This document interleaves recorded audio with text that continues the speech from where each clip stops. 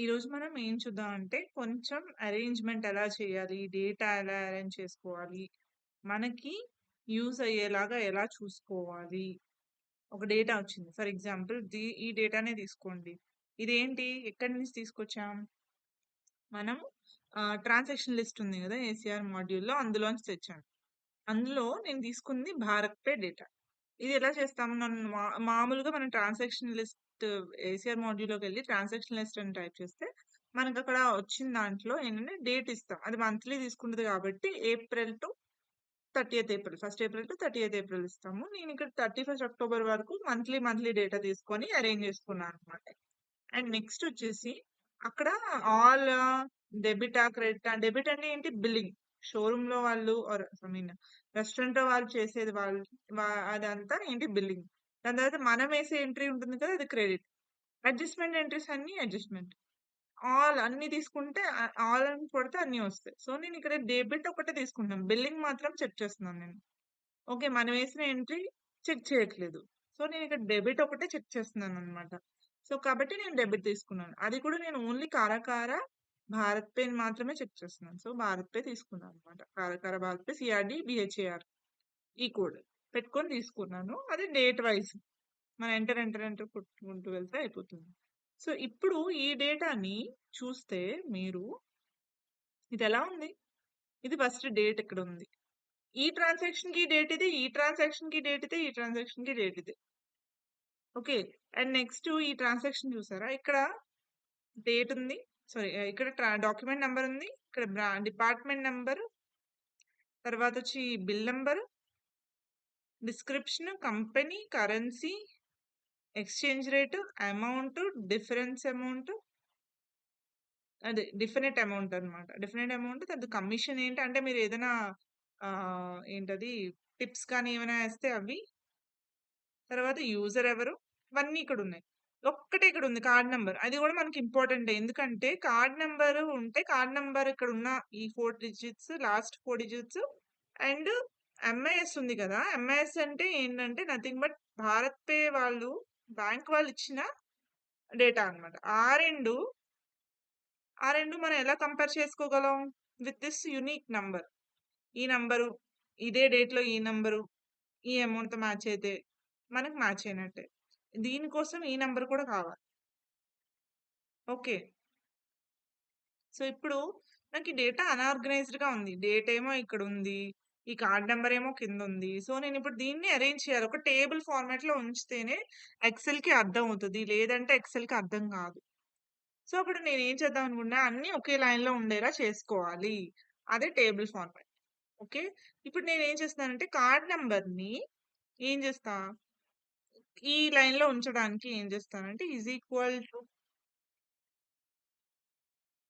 This దీని పక్కన పెట్టానన్నమాట.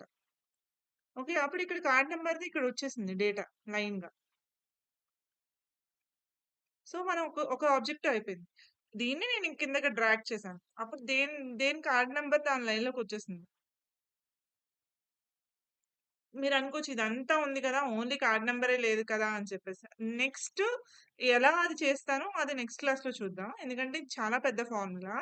దీన్ని మనం అరేంజ్ చేసుకోవడం ఎలా దానికంటే ముందు మీరు కొన్ని ఫార్ములాస్ నేర్చుకోవాలి. అవి నేర్చుకుంటే అప్పుడు మీకది అర్థమవుతది. Just understand it and use it and ఇది ట్రై చేస్తేనే మీకు అర్థమవుతుంది. ట్రై చేయకుండా మీకేది అర్థం కాదు. ఓకేనా? నెక్స్ట్ అందరూ ఫార్ములాస్ నేర్చుకుంటారు. కానీ ఏంటంటే, ఇప్పుడు నార్మల్‌గా కూర్చోబెట్టి నేర్పిస్తే ఎవరైనా ఫార్ములాస్ నేర్చుకుంటారు. ఫార్ములాస్ నేర్చేసుకుంటే అయిపోదు. దీన్ని యూజ్ చేయాలి. ఇక్కడ నేను యూజ్ చేసిందంతా ఏంటంటే, ట్రిక్స్ అన్నమాట. ఆల్రెడీ నేను ఇంతకు ముందు నేర్చుకున్న ఫార్ములాస్‌ని యూజ్ చేసి, నాకు ఎలా కావాలో డేటాను అలా అరేంజ్ చేసుకోవడమే మన ఆబ్జెక్టివ్ ఇక్కడ. ట్రిక్స్‌ని యూజ్ చేసి చేసుకోవడమే.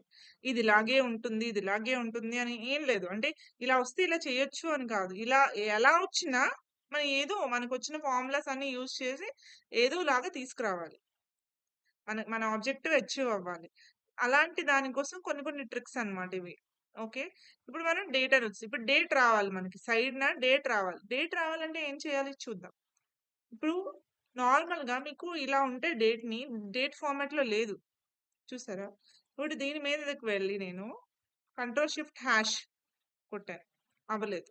సో ఇప్పుడు దీనికి is equal to date value పెట్టాను అనుకోండి, ఇక్కడ పెడతాను.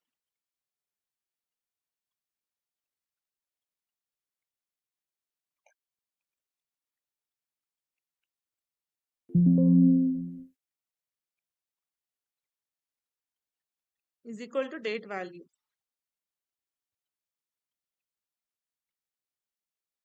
ఓకే, నెంబర్ వచ్చింది. కంట్రోల్ షిఫ్ట్ హ్యాష్ కొడితే డేట్ ఫార్మాట్ వచ్చేస్తుంది.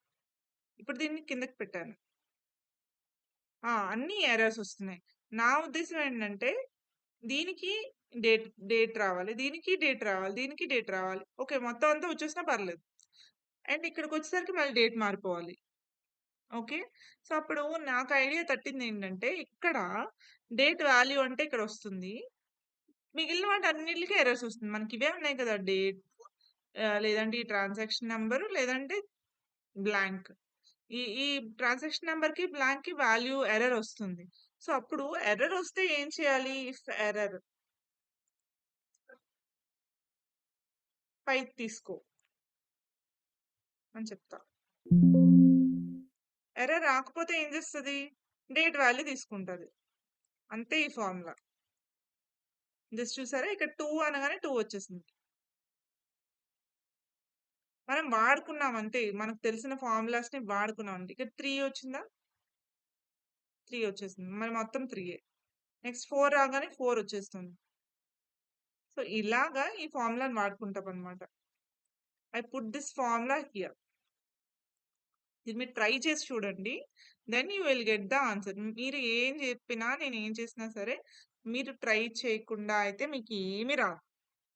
ఓన్లీ వెన్ యూ హ్యావ్, నేనంత ప్రాక్టికల్ డేటాని తయారు చేసి ప్రాక్టికల్గా ఎలా యూజ్ చేస్తున్నానో చేయడం వల్ల మీకు అది అర్థం అవుతుంది. అట్ ది సేమ్ టైం దాన్ని మీరు యూజ్ చేయగలరు.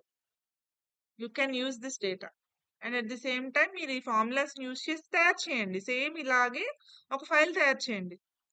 Then you will get that intense thing అనమాట. మనకు అర్థం అవుతుంది, ఓకే నాకు ఇది వస్తుంది, నాకు ఇది అర్థం అవుతుంది, I also can use this formula అనేది. ఎప్పుడంటే only when you also put the formula in the XL. అంతే. మీ సిస్టంలో మీరు ఎక్సెల్లో మీరు ఫార్ములా మీ చేతులతో పెడితే, చూసైనా పెట్టచ్చు, పెడితే అప్పుడు మీకు అది ఎక్స్పీరియన్స్ అవుతారు. ఓకే, నేను యూజ్ చేయొచ్చు. అప్పుడు మీకు ఏమైనా ఎర్రర్స్ వచ్చాయనుకోండి, అప్పుడు నా దగ్గర రండి, నేను చెప్తా ఇలా నేను చేశాను అయినా నాకు ఎర్రర్ వస్తుంది ఏంటంటే, just go back to the video. ఇక్కడ చూస్తే మీకు అర్థమైపోతుంది. వీడియోకి వెళ్ళి ఆ ఫార్ములా చూస్తే మీకు అర్థమైపోతుంది ఏం చేశారు ఇక్కడ అని చెప్పేసి. Okay, this is a one formula. And next ఇక్కడ చూడండి, ఇప్పుడు నేను టేబుల్ని ఫార్మాట్ రెడీ అయిపోయింది. నాకు అన్నీ వచ్చేసాయి. డేటు పక్కకు వచ్చేసింది, ఈ లైన్లోకి వచ్చేసింది, అండ్ కార్డ్ నెంబర్ కూడా ఈ లైన్లోకి వచ్చేసింది. ఓకే, ఇలా వచ్చేసింది అనమాట. సో టేబుల్ రెడీ అయిపోయింది, వెల్ అండ్ గుడ్.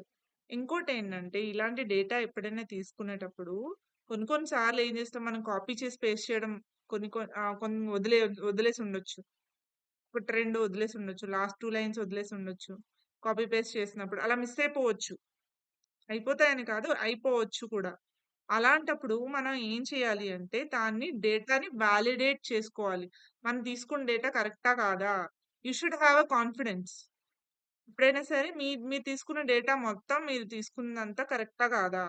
అంతా తీసుకున్నారా లేదా? కంప్లీట్‌గా తీసుకున్నారా లేదా? దీన్నే డేటా వాలిడేషన్ అంటారనమాట. దాన్ని ఎలా చెక్ చేసుకోవాలి? నేనెలా చెక్ చేస్తున్నానో చూద్దాం. ఇక్కడ చూసారా, నేనేం చేశానంటే డే వైస్ తీసుకున్నాను. ఇప్పుడు నేను ట్రాన్సాక్షన్ లిస్ట్‌లో ఉన్న డేటా అండ్ ఐడిఎస్‌లో ఉన్న డేటా రెండిటిని మ్యాచ్ చేశాననమాట. మ్యాచ్ చేస్తే నాకు కొన్ని రోజులు సరిపోయింది. ఇవేంటంటే నేను తర్వాత అంటే సిస్టమ్‌లో మార్చేశాను. కానీ నేను ఆ లెడ్జర్ తీసుకొచ్చి పెట్టలేదనమాట. ఇదేంటంటే ఐడిఎస్‌లో లెడ్జర్ ఉంటుంది కదా! నథింగ్ బట్ ఇది లెడ్జర్ అనమాట. మనం డౌన్‌లోడ్ చేస్తే లెడ్జర్ ఇలా వస్తుంది. డెబిట్, క్రెడిట్‌తో ఉండేదే లెడ్జర్ అంటాం. ఈ లెడ్జర్‌లో డెబిట్ సైడ్ అన్ని బిల్లింగ్స్. ఈ బిల్లింగ్ అంతా బిల్లింగ్‌తో మ్యాచ్ అవుతుందా లేదా అని చెక్ చేస్తున్నాను నేను. అంతే. That is the ultimate check. Ledger is the ultimate check. ఎవరైనా చూసేది లెడ్జరే, నాట్ ఎనీ అదర్ థింగ్. ఇంకా మిగిలిన వాటి గురించి ఎవరు ఆలోచించరనమాట. సో, దాంతో మ్యాచ్ అవుతుందా లేదా అని చూస్తున్నాననమాట. నేనిప్పుడు ఒకసారి మళ్ళీ డౌన్‌లోడ్ చేసి పెడితే మ్యాచ్ అయిపోతుంది ఇవన్నీ. ఇవన్నీ నేను చేసిన అడ్జస్ట్‌మెంట్స్ అనమాట. ఓకే. ఇప్పుడు ఇది చూసారా? ఇదేంటంటే ఇది యాక్చువల్‌గా 19,197 వచ్చింది. ఇదే మొత్తం బిల్ అయిందెక్కడ? హెచ్‌డీఎఫ్‌సీలో. కానీ అందులోని హెచ్‌డీఎఫ్‌సీలో 5,000 వచ్చాయి. రిమైనింగ్ 14,197 అది భారత్ పేలో వచ్చాయన్నమాట. అంటే యూపీఐలో వచ్చాయి. సో, ఇప్పుడు 14,197 యూపీఐలో రావాలి. డెబిట్ అవ్వాలి. అండ్ రిమైనింగ్ 14,197 ఇందులోంచి తగ్గాలి. హెచ్‌డీఎఫ్‌సీలోంచి తగ్గాలి. అంటే హెచ్‌డీఎఫ్‌సీకి అక్కడ క్రెడిట్ అవుతది. సో, మీకు ఈ అడ్జస్ట్‌మెంట్ ఎంట్రీ ఉంది చూసారా? ఈ అడ్జస్ట్‌మెంట్ ఎంట్రీ ఎలా ఎఫెక్ట్ అవుతుంది? ఇక్కడ ఇక్కడ నేను చేశాను చూడండి. ఇక్కడేమో నేనేం చేశానంటే క్రెడిట్ ఎంఐఎస్ సెటిల్మెంట్ అంటే ఏంటంటే, ఎంఐఎస్ అంటే ఏంటి? మన ఐ ఐడీ భారత్ పేది డేటా వస్తుంది కదా! బ్యాంక్ నుంచి అది. అందులోని సెటిల్మెంట్ డేటా కూడా ఉంది. ఎందుకు అంటే చార్జెస్ కలెక్ట్ చేస్తున్నారు. ఇప్పుడు మీరు క్రెడిట్ కార్డ్ యూజ్ చేసి యూపీఐ పేమెంట్ చేయొచ్చు కదా! అలా పే చేస్తే ఇది చార్జెస్. ఆ చార్జెస్ మన మీదే ఏస్తున్నాడు. సో, మన చార్జెస్ పోగా మిగిలిన అమౌంట్ మనకు క్రెడిట్ అవుతుంది కాబట్టి this is the settlement as per ideas. So, మీరు క్రెడిట్ కూడా అదే జేయాలి. నార్మల్‌గా చెప్పాలంటే. కానీ మీరేం జేస్తారు? క్రెడిట్ ఏమో ఇది చేసి, చార్జెస్ రిమైనింగ్ పెడుతున్నారు. అంటే రిమైనింగ్ చార్జెస్‌కేస్తున్నారనమాట. ఓకే. దెన్ ఇప్పుడు ఏమవుతుందంటే, ఐడీఎస్ క్రెడిట్‌లో 189 ఏశారు. ఇక్కడేమో 125, 197 పడింది. ఓకే. ఇక్కడ ఈ అమౌంట్ ఉంది కదా! నేను చెప్పినట్టు మీరు నాట్ ఓన్లీ బ్యాంక్ ఎంట్రీయే వేయట్లేదు. అంటే లైక్ ఇప్పుడు ఐడీఎస్‌లో బ్యాంక్ ఎంట్రీయే ఎయట్లేదు. This is the bank entry కదా! This is the bank entry. ఈ ఎంట్రీయే వేయట్లేదు. ఇలాంటి అడ్జస్ట్‌మెంట్ ఎంట్రీలు కూడా ఏస్తున్నారు. ఇందాక నేను చెప్పిన 14,197 కూడా ఏస్తున్నారు. అలాంటి అడ్జస్ట్‌మెంట్ ఎంట్రీస్ కూడా ఏస్తున్నారు. సో, నాకు బ్యాంక్ ఎంట్రీయే కావాలి. అంటే అప్పుడు నేనేం చేస్తున్నాను, ఇలా ఎఫ్ కాలమ్ సెలెక్ట్ చేసుకొని ఇదిగో చూసారా? ఎఫ్ కాలమ్ సెలెక్ట్ చేసుకొని చెక్ అనే వర్డ్‌తో స్టార్ట్ అవుతున్నాయన్నమాట. నార్మల్‌గా మీ ట్రాన్సాక్షన్స్ అన్నీ. సో, అది నేను ఐడెంటిఫై చేసుకున్నా. ఐడెంటిఫై చేసుకొని కొన్ని కొన్ని సార్లు ఏముంటుంది చెక్ అని ఉంటుంది. స్లాష్ అమౌంట్ అని ఉంటుంది కొన్ని కొన్ని చోట్ల. ఇగో లాస్ట్‌కెళ్తున్న కొద్దీ నరేషన్ కూడా మారిపోతుంది. కానీ చెక్ అనేది అన్నిటికి కామన్‌గా ఉంది. ఇగో మారిపోయిందా? చెక్ స్లాష్ అమౌంట్ వచ్చిందా? ఫస్ట్ చెక్ స్లాష్ అని వేరేదొచ్చింది. యూపీఐ సెటిల్మెంట్ వచ్చింది. ఇక్కడేమో అమౌంట్ వచ్చింది. రెండిటికి అంటే మారిపోతుంది కాబట్టి నేనేం చేశానంటే నార్మల్ చెక్‌తో స్టార్ట్ అయ్యేది తీసుకున్నాననమాట. మారనిది ఇది. సో, అలా కూడా తీసుకోవచ్చు. దీన్ని వైల్డ్ కార్డ్ అంటాము. ఇలా స్టార్ పెడితే. చెక్. దాని తర్వాత మిగిలినంతా స్టార్ పెడుతున్నామనమాట. Okay. This is the another one formula. మనకి సమ్మర్స్ ఫార్ములా తెలిసిందే. ఈ ఈజీ ఫార్ములాసే రిమైనింగ్ అన్నీ. ఇప్పుడు ఇంకొక ఆహ్, ట్రాన్సాక్షన్ లిస్ట్‌లో ఇలా నేను చెక్ చేసుకున్నాను. ఈ డేటానంతా చెక్ చేసుకున్నాను. చెక్ చేసుకున్న తర్వాత ఇప్పుడు ఈ డేటా అంతా కరెక్టే. ఇప్పుడు నాకేంటంటే నేనేం చేస్తానంటే నేనొకటి సెలెక్ట్ చేసుకున్నాను. ఏంటిది ఇక్కడ హైలైట్ చేశాను జీ కాలమ్‌లో. జీ కాలమ్‌లో ఎందుకు హైలైట్ చేశానంటే నాకు టేబుల్ రావడం కోసం. టేబుల్ రావడం కోసం. ఏంటంటే టేబుల్ ఇప్పుడు నేనిక్కడ బ్లాంక్ తీసేసాననుకోండి. ఓకే. నాకో టేబుల్ వచ్చేసింది. This is the table I want actually. నేను దీని మీదే వర్క్ చేయాలనుకుంటున్నాను. ఇప్పుడు నాకు ఈ నంబర్స్ ఉన్నాయి కదా! ఈ నంబర్స్‌ని నేను కాపీ చేసి ఇంకో దగ్గర పేస్ట్ చేశాననుకోండి. కంట్రోల్ ఎన్ ప్రెస్ చేస్తే న్యూది వస్తుంది. పేస్ట్ చేశాననుకోండి. ఇప్పుడు డేటాకి వెళ్ళి రిమూవ్ డూప్లికేట్స్ కొడతా. This is the remove duplicates. ఇది. No duplicate value found. Duplicate values అయితే ఏం లేవు. సో, అంటే ఏంటి? ఇది కరెక్ట్. ఈ డేటా కరెక్ట్. అండ్ ఇప్పుడు మీరు చూసారనుకోండి, ఇక్కడ నేను బ్లాంక్ సెలెక్ట్ చేస్తే నాకు ఒక్క ట్రాన్సాక్షన్ నంబర్ కూడా కనబడకూడదు. అంతే కదా! ట్రాన్సాక్షన్ నంబర్స్ అన్ని 1లో ఉన్నాయి. అంటే నా డేటా కరెక్ట్ అని అర్థం. నేను ఫార్మ్ చేసిన టేబుల్ కరెక్ట్ అని అర్థం అన్నమాట. సో, ఇది అయిపోయింది. ఇప్పుడు నేనేం చేశానంటే, ఇప్పుడు ఒక్కొక్కసారి ఏమవుతదంటే మీరు ఇప్పుడు ఇది ఫిల్టర్‌లో ఉంది కదా! ఇలా ఉన్నాయి కదా! ఫిల్టర్‌లో ఉంది కదా! మీరు ఇలా ఉంచేసి కిందన ఒక డేటా పేస్ట్ చేశారనుకుందాం. అంటే నవంబర్ మంత్ పేస్ట్ చేశారు. ఆల్రెడీ నా దగ్గర అక్టోబర్ వరకు ఉంది కాబట్టి నవంబర్ మంత్‌లో పేస్ట్ చేశారు. నవంబర్ మంత్ పేస్ట్ చేసిన తర్వాత మీరు ఫిల్టర్ చేశారనుకోండి ఓన్లీ అక్టోబర్ వరకే ఫిల్టర్ అవుతాయి. దాని కిందవి వదిలేస్తది సిస్టమ్. అందుకని అప్పుడు ఏం చేయాలి? ఇక్కడ సెలెక్ట్ చేసి, ఇక్కడి నుంచి control shift end END end అని పెట్టి, మళ్ళీ కంట్రోల్ షిఫ్ట్ ఎల్ 2 టైమ్స్ కొట్టాలి.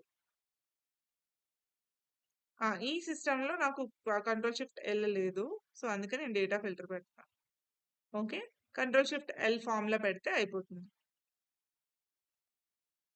ఓకే. ఇప్పుడు ఇలాగా చేసి అప్పుడు మీరిక్కడ ఫిల్టర్ చేసుకోవాలి. లేదంటే అవ్వదనమాట. సో, ఇన్ని మనం చెప్పలేం గదా! ఒక పర్సన్‌కి. మీరిలా ఫిల్టర్ చేయండి, అలా డేటా టేబుల్ తీసుకోండి అని చెప్పేసి. సో, అందుకని నేనిక్కడ ఫార్ములా పెట్టా. ఈ ఫార్ములా ప్రకారం ఏం చేయొచ్చంటే, ఇది ఇలా తీసుకొని కాపీ చేసి, ఇలాగే మన డేటాలో కంట్రోల్ ఆల్ట్ వి అంటే ఇలా స్పెషల్ పేస్ట్ ఓపెన్ అవుతదనమాట. కంట్రోల్ ఆల్ట్ వి అనేది ఒక ఫార్ములా. ఓకే. అది ప్రెస్ చేస్తే మీకిక్కడ వాల్యూస్ వచ్చింది గదా! వాల్యూస్‌లో పెడితే వచ్చేసింది. ఇప్పుడు దీనికి రిమూవ్ డూప్లికేట్స్ కొట్టారనుకోండి. డూప్లికేట్ వాల్యూస్ అన్ని పోతాయి. వచ్చేసాయి గదా! మన నంబరు. ఇక్కడి నుంచి మన నంబర్ వచ్చేస్తుంది. ఓకే. ఈ నంబర్స్‌ని మనం తీసేసుకోవచ్చు. This is the another way. అంటే ఈజియెస్ట్ వే. ఈజియెస్ట్ వే అన్నమాట. ఇలా కాపీ చేసి పేస్ట్ చేసుకోవడం చాలా ఈజీ గదా! ఇలా ఇలా చేసుకొని, అన్‌ఫిల్టర్ చేసుకొని, మళ్ళీ ఫిల్టర్ చేసుకొని, అలాంటివన్నీ ప్రాబ్లమ్ అవుతాయని చెప్పేసి ఇది పెట్టా. ఇది కూడా కొంచెం నేర్చుకునే ఫార్ములా అన్నమాట. దీనికి that you have practical experience వస్తుంది. కొన్ని కొన్ని ఫార్ములాస్‌కి. ఇందులో మీరేం నేర్చుకుంటారంటే if formula, if error, if error మనం చూసాం. ఎర్రర్ అయితే ఏం చేయాలి అని అడుగుతుంది. ఎర్రర్ వస్తే నేనేం చేయాలి అని చెప్పేసి. అలాగే ఈస్ బ్లాంక్, ఆర్ 4 ఫార్ములాస్ ఉన్నాయి ఇందులో. అవేంటో చూద్దాం ఒకసారి.